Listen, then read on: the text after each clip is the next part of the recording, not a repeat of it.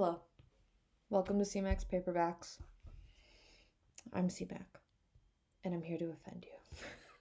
No, enough of the drama. But I actually might offend some people because I have an opinion on a book that's been out for a while and is sitting at 4.51 stars on Goodreads, which is an excellent rating for how long the book has been out.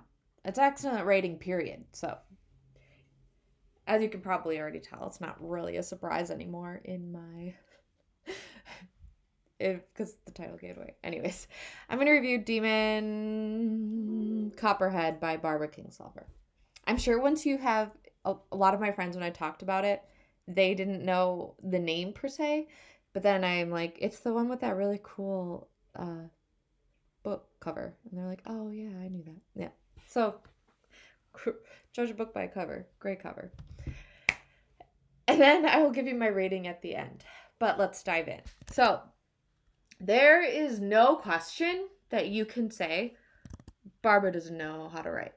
Excellent writer, talented, introspective, intelligent, and yet it almost comes off offensive. She's too smart. She's too good of a writer. And yeah. Anyways, I guess we'll get into that later. Let's start off at the beginning. The voice of Demon. He was exciting. His voice pulled me in. It was a great first couple pages. I was immediately into it. His character was edgy. I was excited that I picked up this book that has such a great reading on Goodreads, and I was going to dive in and I was going to enjoy it. And the book goes on. And all of a sudden, Demon's voice starts to bother me. Things he's saying are annoying me. It feels less like edgy Demon and it feels more like the author. I obviously don't know her and I might be judging her too much, but it felt very lectury. It felt things were being talked at me as a reader, and the author was just trying to hit some of these cliche points and bring up social issues and bring up their feelings. And soon I was in the middle of the book and I was being bogged down by all these heavy lectures, this slow moving story. Nothing was happening. And instead of reading the book, sometimes I would just look and be like, how can I have this many pages left? What are we trying to say? And a book I want to kind of compare it to is The Heart's Invisible Furies, I believe it's called. Excellent book. It went from basically beginning of life to end of life, and that's how I felt at the end. At the middle, I'm like, okay, so maybe that's kind of what this book is. It's going to be the entire life. I'm in for a ride. I think it would have been different if I read it on my Kindle versus actually seeing the thickness of the book. But here I was. I was not going to give up. I was here for the journey. There's no way this thing has that high of a rating, and I'm going to DNF it. I'm going through it. Which I've learned to tell myself, give myself grace, and I'll give you grace too. Don't read a book you don't like. You don't have to. It doesn't matter what everyone says. You don't have to do it if you don't want to. I did it. I finished this book. And at the end, I was left pooped. I didn't even care about the ending. I lost my care for Demon and his character and his life adventure. I started disliking him. I felt the entire book he never could get his head out of his butt. There's every cliche on the book. Thoughts were constantly being repeated and recycled and re-talked at me.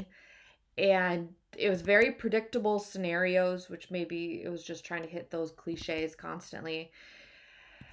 And yeah, I really, other than the beginning intro and that hook that got me in and carried me through at least to half midpoint of the book, I was struggling. I don't know. And then if you want to know what I rated this thing? 4 stars. Why? I don't know. I don't know if I feel pressure. I don't know what's wrong. But I'm sitting here today, weeks later, and I feel like I'll justify those 4 stars. Maybe that's why it has such a high rating. Readers are angry because I've talked to a few people and they're like, I hated that book. I couldn't finish it. I couldn't. But I appreciate that it's a good book. I appreciate the writing. I appreciate how thoughtfully it was put together. And I'm in that category of the psychos that really didn't even like this book, but feel compelled in their heart and their morals and their rating scales to give it 4 stars. So for me, 4-star book. Now, if I was your friend and you said, what book should I pick up, Courtney? I don't know. I don't know what to read. I will never ever recommend this book. I have said, like, you can't have an opinion unless you read it. Sure. But I would never go out of my way to recommend this book to my friends. I think the author is just extremely talented, and you can appreciate good things.